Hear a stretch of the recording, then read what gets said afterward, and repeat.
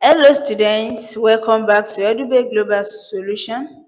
Today what we'll be discussing is firms. What do we understand by firms and what does firm means to us? Let us go into our slide. Of course, we have the classification of firms and we have the definition of firms here in our first slide. Firms can be referred to an entity or a business organization. That is, when we have a group of firms producing the same product we are talking about industry now, but just one entity we are referring to firms. Now, firms can be classified into what? We have the stages of production, which are primary, secondary, and tertiary sector.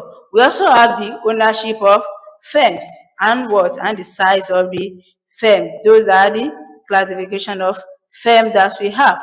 Let us move to the next slide. Moving to the next slide, we have the stages of production explanation here and also the ownership of firm. Now here we have to drag the words into the correct boxes. Here we have the first page of production that includes collecting and extracting of raw materials like agriculture, coal mining, and forestry. The second one we have the one that involves the processing of raw materials into finished goods, which covers manufacturing and construction like buildings, clothing, etc. And also we have the sector that produce services such as banking, insurance, and tourism. Now let us now check these words. Which one is for the first one that include agriculture and coal mining? Of course, that should be primary sector. Of course, that should be primary sector. Now the one that involves the processing of raw materials into finished good is what? Is secondary sector. That should be secondary sector. And the sector that provides service such as banking, insurance, of course, that should be tertiary sector. Now we move to the ownership of firms. Now, most firms are in the dash, which is market economic system. I knew we have treated this. And we also have state-owned enterprise and also the one that contains the both private and public sector. Now, out of these words, we have private sector, mixed economic system, and public sector. Now, let us drag the word into the correct boxes. We have market economic system. Of course, that should be private sector. And also we have the state-owned enterprise. Of course, that is private sector. And private sector, sorry for that, we have private sector. And also the one that is owned by both private and public sector is known as mixed economic system. And that this one is not new to us. Now let us check. Of course, we are correct. That is the definition of stages of production. Now we move to the size of the firm. The key factors in influencing the size of the firm are availability of financial capital. That is, the more financial capital a firm has to run its expansion, the larger it's capable of growing. And also we also have the type of organization. Of course, we have the type of organization also and also the size of the market. The key factor that determines the size of a firm is the size of the market, because if there is a large demand for the product, it also leads to growth of the firm. And we also have the age of the firm also. Those are the factors that influence the size of a firm. Moving to the next slide here, we have past question. Which firms is in the tertiary sector? Which firm do you think should be in the tertiary sector according to our explanation earlier? Now we have fruit grower, bread bakery, road builder, mill service. Remember, tertiary sector render services. Now which should be the correct answer? Of course, that should be mill delivery. They provide services for consumer. Now we move to the next slide. Moving to the next slide, we have what is known as small firms. What do we know as small firms? Small firms are the businesses that have fewer employees and less annual revenue, that is income, than the regular size businesses. Now we have the advantages of businesses. What are the advantages of businesses here. We have independence. Of course, it is independent because just only one person that owns small firm with just few employees. It also creates employment opportunity and also leads to higher profit earning and what meaningful job with greater job satisfaction. At the same time, we have the disadvantages of small firm. Of course, we also have the disadvantages. We have personal responsibility. Of course, since it is owned by one person, the one person is just responsible to his or her business, and it's also a risk of failure. And at the same time, you have lack of knowledge. It will create lack of knowledge and low level of competence, and also poor legal regulation because government may not intervene in small firm since it is owned by one man. Now we move to the next slide. We also have one past question here. It's also related to the tertiary sector and at the same time small firm. Now, which firm is most likely to be classified as a small firm in the tertiary sector? Of course, tertiary sector is providing services, and we have small firm to be the firm with fewer workers. Now we have a supermarket, a firm, a hairdresser, and a steel world. Which firm is mostly classified as a small firm? A small firm, of course, is supposed to be hairdresser here. Now we're moving to the next slide. We now have the reasons for the existence of a small firm. Why do small firm exist? Now, why do we have small firm? Of course, we have small capital requirements. Small firm require small capital to establish, and it's also easy to establish. Of course, if there is a little capital for it to exist, it will be easier for consumer to establish or for an individual to start it up. Now we also have provision of incentive for hard work, that is, there will be bonus for hard work in small firm. That is how it exists.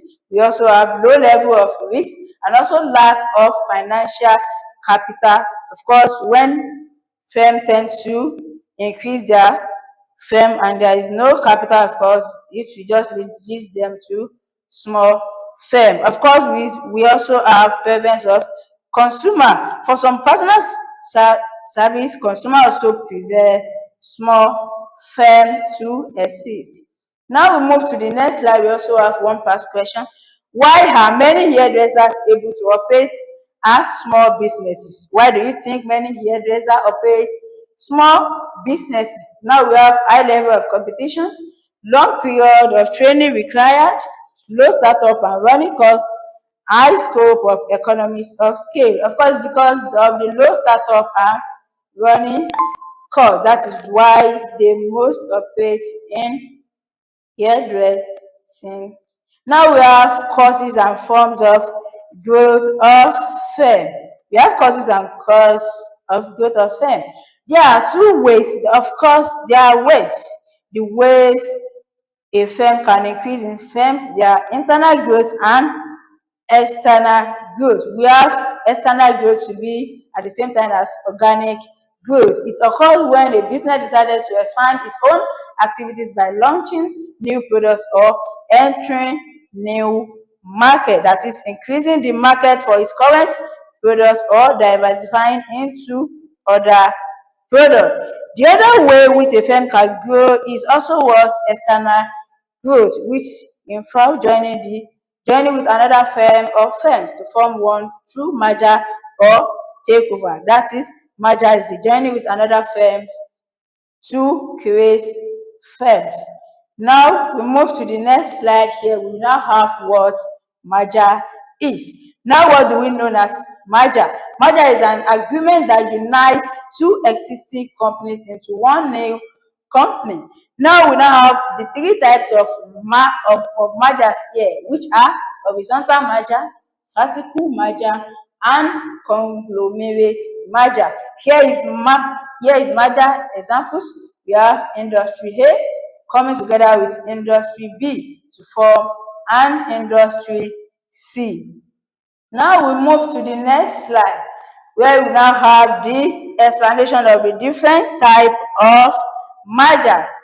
I said earlier that we have horizontal merger, vertical merger, and conglomerate merger. Now for our first merger, we have horizontal merger, which involves the merger of two firms producing the same product at the same stage of production.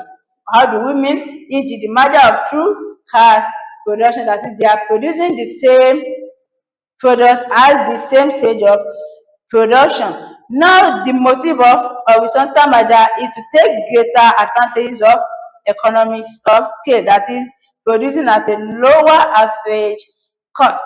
Now we have vertical merger. A vertical merger also occurs when the firms merge with another firms involved with the production of the same product but at different stage of production.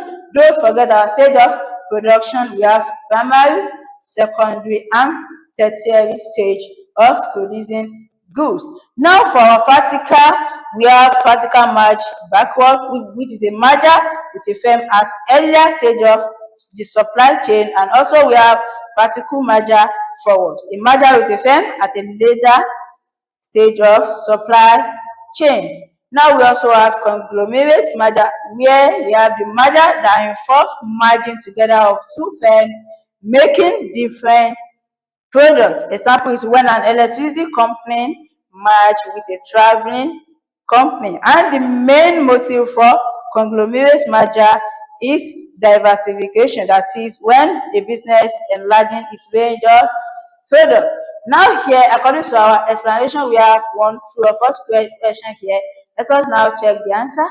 Coming together of two firms with different products is known as vertical merger. Is that so? Coming together of two firms with different products. Of course, it is false. It is not true. Because coming together of two firms with different products is known as conglomerate merger. Let's check. Yes, that's correct. Now we move to the next slide. Moving to the next slide, we now have economies and diseconomies of scale. What do we mean by economies of scale, and what do we mean by diseconomies of scale? Economies of scale refer to the advantages in the form of lower long-run average cost. In short form, we have LRAC. That is the curve that is showing the lowest cost per unit at each level of output. Now we have our diseconomies of scale to be the disadvantages of being too large. Of course, for our lowest cost per unit to be very large. That's what we mean by the diseconomies of scale. Now we have economies and diseconomies of scale can be classified into, we have internal and external economies of scale and internal and external economies of scale. Now what do we mean by internal and external economies and diseconomies of scale? Let us move to our next slide. Our next slide here, we have one question related to conglomerate merger. We just said that earlier. What we occur when there is a conglomerate merger? Of course, our conglomerate merger is the merging together of two firms making different products. Now we have reduced technical economic of scale. Is that so? Our economic of scale, we have defined that just now. Now we have reduced marketing economies of scale, increased control over supply of raw materials, and increased risk bearing of economic of scale. And our economic of scale, we have said that one is the when there is lower long run average cost. Now what will occur when there is a merging together of two firms producing different products? Now, of course, it will increase risk bearing of economic of scale. Now, let us move to the next slide. Moving to the next slide, we now have the explanation about the internal and external economies of scale, and at the same time, we have internal and external diseconomies of scale. And now, what do we mean? Internal economies of scale, they are the lower long-run average cost resulting from a firm growing inside. Remember, we said a firm is just one entity or business organization. Now we have external economies of scale is the lower long run average cost, which results from an industry, that is a group of firms growing in size, which is known as industry. That is how internal and external economies of scale occurs. Now we have internal and external diseconomies of scale. Internal diseconomies of scale as the higher long run average cost which arise from a firm, don't forget that firm, single entity, from growing to large. That is, we have the diseconomies of scale as the disadvantages of a firm being too large, while we have external diseconomies of scale as the higher long run average cost which arise from an industry, again, that is the group of firms growing to large. And our long run average cost, where we are lower long run average cost. Of course, our diseconomy of scale is a firm that increase in scale of operation to a point where this encourage rising long run average cost, which is said to be experiencing what diseconomies of scale. Now we move to the next slide. Moving to the next slide, we now have what is the definition of diseconomy of scale. According to our explanation now, what do we mean by diseconomies of scale? Now we have the decrease in fixed costs as output increase. Is that so? The decrease in average revenue as output increase. Is that the answer? The increase in total cost as output increase. The increase in average total cost as output increase. Of course, we are dealing with average cost, and at the same time, our average cost is also known as average total cost. Now, because these economies of scale is the disadvantages of a firm being too large, we now have an increase in average total cost as output increases as our answer. Moving to the next slide, we also have one past question here. A company with a change of restaurants bought another change of restaurants. Wow, that is a merger between two firms with the same products at the same stage of production. Now, what do we mean by that?